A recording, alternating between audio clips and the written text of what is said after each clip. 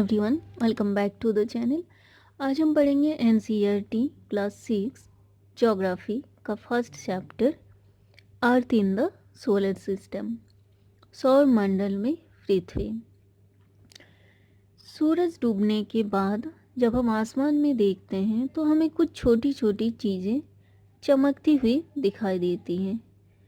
उन्हें हम तारा यानी कि स्टार्स कहते हैं। तारा के साथ साथ हमें आसमान में चंद्रमा यानी कि मून भी दिखाई देता है, और चंद्रमा यानी कि मून वो हमेशा एक जैसा नहीं दिखाई देता है ना। कभी चंद्रमा फुल दिखाई देता है पूरा, कभी आधा दिखाई देता है, कभी 1/3 और कभी 1/4, यानी कि चंद्रमा का आकार पूरा महीना चेंज होते रहता है।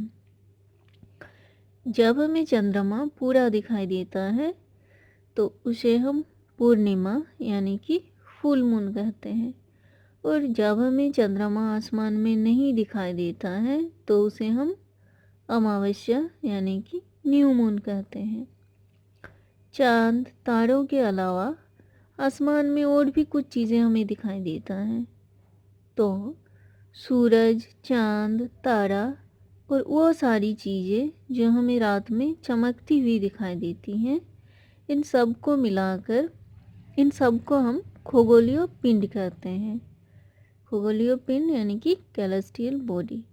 तो खगोलीय पिंड हमें किसे कहते हैं?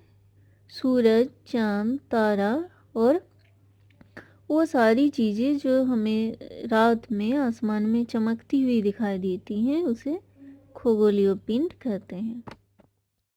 खगोलीय पिंड बड़े आकार के होते हैं और वो गर्म भी होते हैं। ये गैसों से बने होते हैं। इनके पास अपनी लाइट और हीट होती हैं, जिससे वो बड़ी मात्रा में उत्सर्जित करते हैं। जिनका अपना लाइट और हीट होता है उन्हें हम तारा यानी कि स्टार्स बोलते हैं। सूर्य भी एक तारा ही है। हमारे जो सन है वो भी एक तारा ही है, क्योंकि इसके पास भी अपना लाइट है और हीट भी है।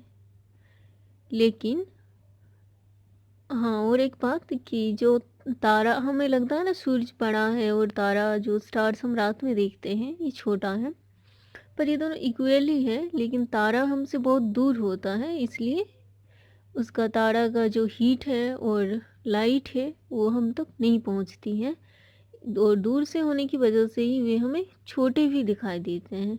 जैसे कि आप लोग भी जानते हो, दूर से कोई भी चीज़ जब हम देखते हैं वो छोटा दिखाई देता है। रात में जब हम आसमान की तरफ देखते हैं तो हमें तारों से बनी हुई कुछ तरह तरह की आकृतियाँ दिखाई देती हैं, जैसे कि आप इस पिक में भी देख सकते हैं। हम इसे नक्षत्र मंडल यानी कि कॉन्स्टिलेशन कहते हैं।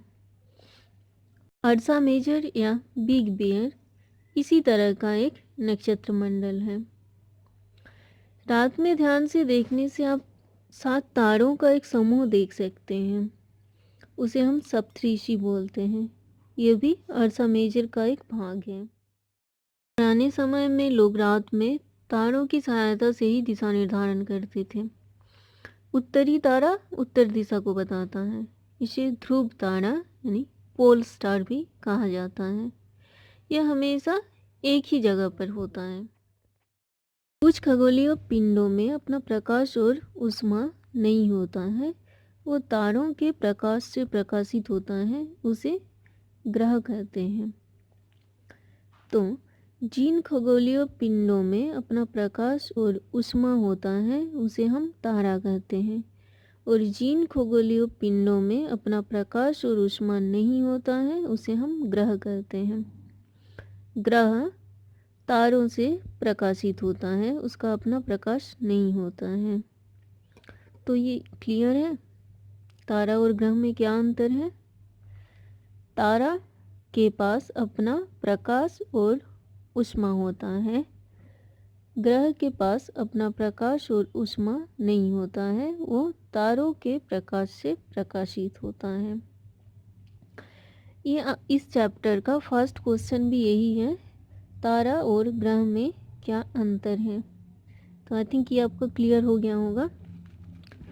So now today and this video, next video में हम इसी चैप्टर को कंटिन्यू करेंगे।